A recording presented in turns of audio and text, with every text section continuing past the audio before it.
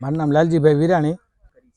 હું કાલે 4:30 વાગે સણ નાખવા આવ્યો, એ દરમિયાન મેં દીપડો જોયો અહીંયા ઝાડ નીચે સૂતો હતો, એટલે હું સીધો પછી ત્યાં નળી ફેંકીને સીધો વંડો ઠેકીને સામેની સાઈડમાં વયો ગયો સીધો, અને રાયડું પાડી કીધું કોઈ હોય તો ધોળો લાકડી લઈને જનાવર છે અહીંયા।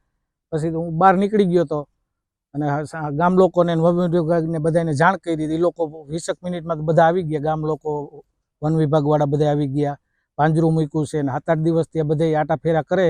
હવે પકડાઈ જાય તો સારું, નગર બધાને ડર બહુ લાગે, ખેતીવાડીવાળાને, માલઢોરવાળાને ને પકડાઈ જાય તો સારું। એમ પેટ્રોલિંગ ના આ લોકો 24 કલાક આપણે એમાં કેવું પડે, એ લોકો અમે ગામ લોકો બધા બેઠા હતા, એ લોકો સવાર સુધી બેઠા, પાંજરું મૂક્યું, મારણ મૂક્યું હતું, અને પેટ્રોલિંગ ઘણું કર્યું। એ લોકો લગભગ 15 થી 20 જણા આવ્યા હતા, અને પેટ્રોલિંગ ગાડી લઈને કરતા હતા, હાલીને કરતા હતા, બધા પેટ્રોલિંગ ઘણું કર્યું, પણ એ લોકોને ક્યાંય જોવામાં નથી આવ્યો દીપડો। કાલે મેં જ જોયો હતો।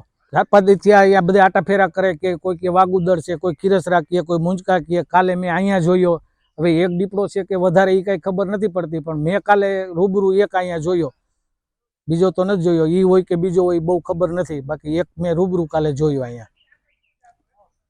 મારું નામ ચંદ્રેશભાઈ ભીખાભાઈ વેકરિયા છે। હું કૃષ્ણનગર કણકોટમાં રહું છું, અને આવડી આ વિસ્તાર રહ્યો એ કણકોટ કૃષ્ણનગરનો સ્મશાનનો વિસ્તાર છે। અહીંયા દીપડો આ જગ્યા ઉપર આરામ કરતો હોય એવો લાલજીભાઈએ નજર લાગી, એને ખ્યાલ પડ્યો હતો।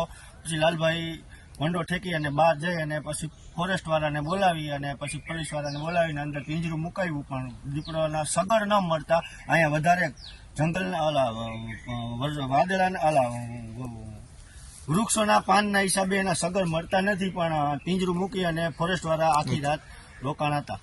બાપભાઈ વિરાણી। બાપભાઈ, શું આખી હકીકત છે, કેવી રીતે દીપડો જોવા મળ્યો? હકીકતમાં ચાડાસરે અહીંયા દીપડો આવી ગયો હતો।